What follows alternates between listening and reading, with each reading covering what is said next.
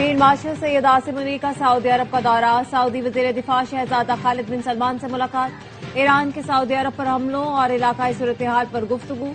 ISPR کا کہنا ہے پاکستان اور سعودی عرب کے درمیان دفاعی تعاون پر بات چیت کی گئی۔ سعودی عرب کے خلاف ڈرون اور میزائل حملے روکنے کے لیے مشترکہ اقدامات پر تبادلہ خیال کیا گیا۔ اسٹریٹجک معاہدے کے فریم ورک میں سیکیورٹی تعاون بڑھانے پر اتفاق۔ سعودی عرب کے خلاف جارحانہ اقدامات پر تشویش کا اظہار۔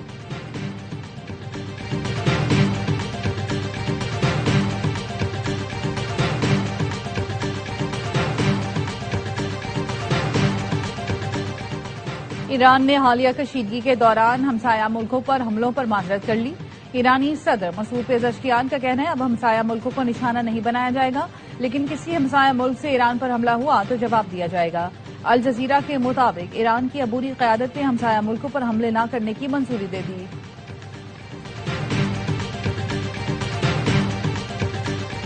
لکی مروت میں دھماکہ، 2 افراد جاں بحق، 7 زخمی۔ جاں بحق شعیب خان اور فرقان خان پولیس امن کمیٹی کے اساتذہ کے بھائی تھے۔ وانا بازار میں پولیس کی گاڑی پر بم حملہ، SHO سمیت 3 اہلکار زخمی۔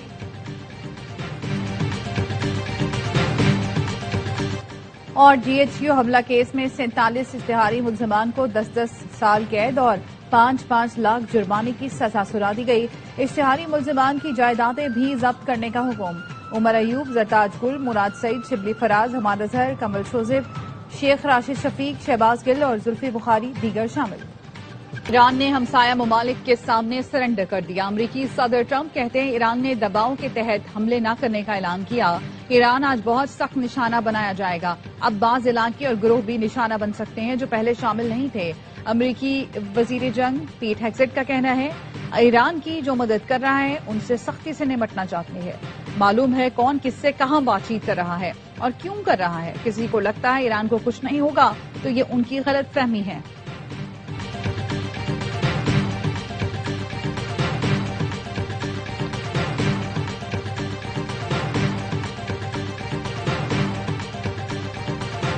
امریکہ اور اسرائیل کے ایران پر حملے تیز، تہران میں مہرآباد ایئرپورٹ پر دھماکے، ایئرپورٹ کا کچھ حصہ متاثر، آزادی ٹاور کے قریب بمباری سے کئی عمارتوں کو نقصان پہنچا۔ اسرائیل اور امریکی بمباری سے ایران میں شہید افراد کی تعداد 1332 ہو گئی۔ امریکی سینٹرل کمانڈ نے بتایا 43 ایرانی جنگی جہاز تباہ کیے۔ ترجمان وائٹ ہاؤس کیرولین لیوٹ کا کہنا ہے ایران کے خلاف کارروائی مکمل کرنے میں 4 سے 6 ہفتے لگیں گے۔ لبنان میں بھی اسرائیلی حملے جاری، مزید 41 افراد شہید، شہداء کی تعداد 240 سے زائد ہو گئی۔ جنوبی لبنان اور بیروت کے جنوبی مضافات سے بڑے پیمانے پر نقل مکانی۔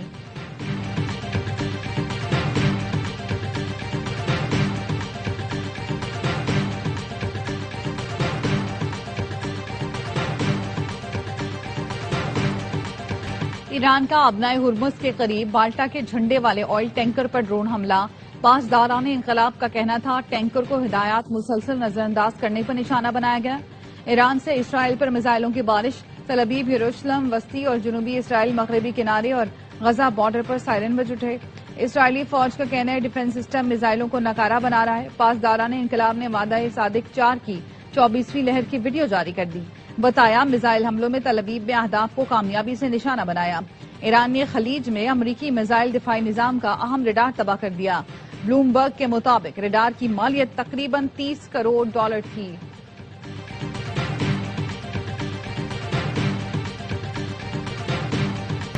مشرق وسطی میں جنگ، پاکستانیوں پر پیٹرول بم گر گیا، پیٹرول اور ڈیزل 55 روپے فی لیٹر مہنگا، مٹی کے تیل کی قیمت میں 130 روپے 8 پیسے کا بڑا اضافہ، عوام کی چیخیں نکل گئیں، کہتے ہیں بچوں کی فیس دیں، گھر کا خرچ پورا کریں یا پیٹرول کا، آٹا نہیں خرید سکتے، پیٹرول کیا خریدیں، لوگوں نے کہا عید پر تو کہیں جانے کے قابل بھی نہیں رہے، حکومت نے اچھا تحفہ دیا۔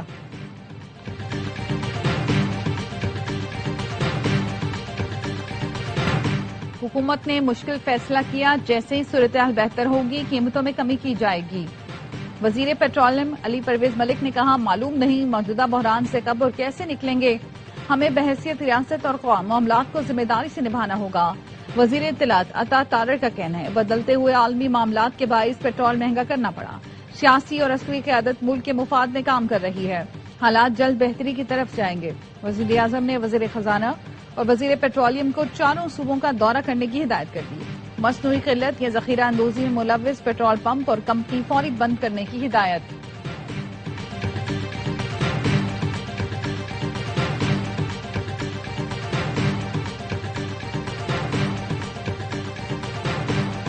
ٹرانسپورٹرز کے بعد پاکستان ریلویز نے بھی کرایوں میں اضافہ کر دیا۔ اکانومی کلاس کا کرایہ 5، اے سی کلاس کا 10 اور مال گاڑیوں کا کرایہ 20% بڑھا دیا۔ اطلاق 9 مارچ سے ہوگا۔ حکومت نے جیٹ فیول کی قیمت میں 154 روپے اضافہ کر دیا۔ فی لیٹر قیمت 342 روپے 37 پیسے ہو گئی۔ ایئر لائنز کے کرایوں میں 5000 تک اضافے کا امکان۔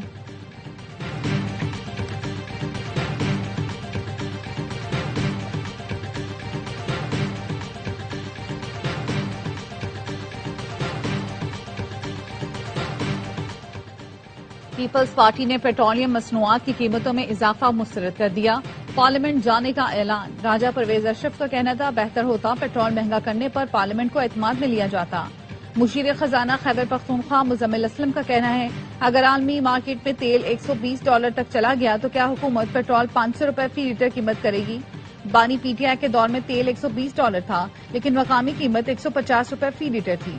معاون خصوصی اطلاعات خیبر پختونخوا شفیع جان نے کہا پیٹرولیم مصنوعات کی قیمتوں میں 55 روپے کا اضافہ عوام پر ظلم کے مترادف ہے۔ جماعت اسلامی نے بھی پیٹرولیم مصنوعات کی قیمتوں میں اضافہ مسترد کر دیا۔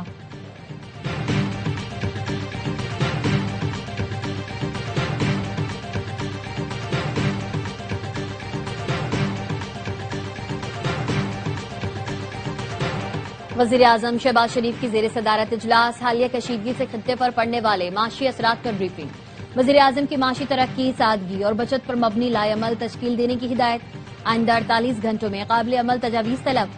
کہا لائے عمل میں عوامی ریلیف کو اولین ترجیح دی جائے۔ مصنوعی قلت یا ذخیرہ اندوزی میں ملوث پیٹرول پمپ یا کمپنی کو فوری بند کیا جائے۔ وزیر خزانہ اور وزیر پیٹرولیم صوبوں کا دورہ کریں۔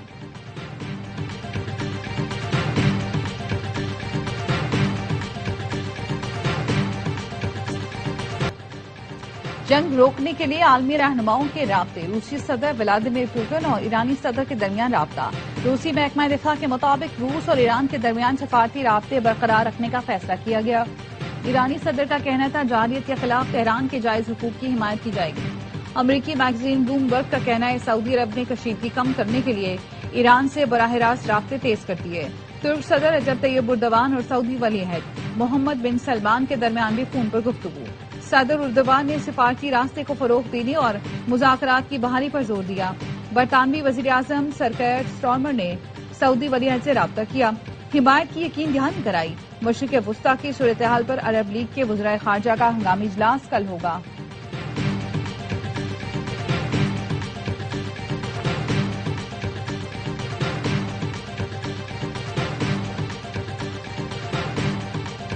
بلوچستان میں سیکیورٹی فورسز کی 2 کارروائیاں، 15 خوارج ہلاک۔ آئی ایس پی آر کے مطابق ہرنائی میں آپریشن کے دوران فتنہ خوارج کے 12 دہشت گرد اور بسیمہ میں فتنہ ہندوستان کے 3 دہشت گرد مارے گئے۔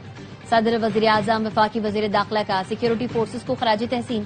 صدر آصف علی زرداری نے کہا ملک سے دہشت گردی کا مکمل خاتمہ اولین ترجیح ہے۔ وزیر اعظم شہباز شریف نے کہا دہشت گردی کے خلاف جنگ میں قوم افواج پاکستان کے ساتھ کھڑی ہے۔ محسن نقوی کا کہنا ہے فورسز نے بروقت کارروائیاں کر کے خوارج کے ناپاک عزائم کو خاک میں ملایا۔ وزیر اعلیٰ بلوچستان نے کہا فورسز کی پیشہ ورانہ صلاحیت اور قربانیاں پوری قوم کے لیے باعث فخر ہیں۔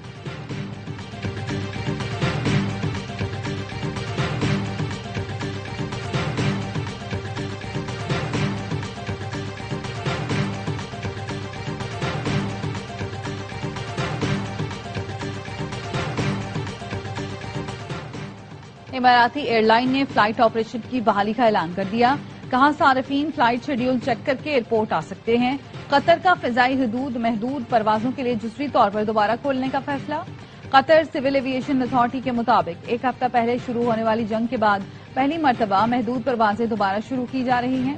مشرق وسطی کی کشیدہ صورتحال، آج پاکستان سے U A E, Bahrain, Kuwait, Qatar سمیت کئی ممالک کے لیے 122 پروازیں منسوخ کر دی گئیں۔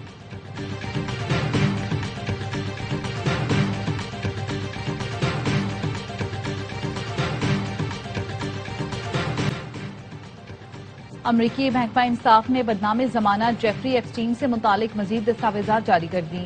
دستاویزات میں موجود ایک خاتون کے انٹرویوز نے ہلچل مچا دی۔ خاتون نے الزام لگایا جب وہ 13 سے 15 سال کے درمیان تھی تو جیفری ایپسٹین نے اسے نیو یارک یا نیو جرسی لے جا کر ٹرمپ سے ملوایا تھا۔ جیفری ایپسٹین کے علاوہ ڈونلڈ ٹرمپ نے بھی اسے جنسی زیادتی کا نشانہ بنایا۔ امریکی صدر نے الزامات کی تردید کی ہے۔ سونے اور چاندی کی قیمتوں میں اضافہ، فی تولہ سونا 6100 روپے اضافے سے 5,39,862 روپے کا ہو گیا۔ عالمی مارکیٹ میں فی اون سونا $61 اضافے سے $5,171 کا ہو گیا۔ فی تولہ چاندی 17 روپے اضافے سے 8,931 روپے میں فروخت ہو رہی ہے۔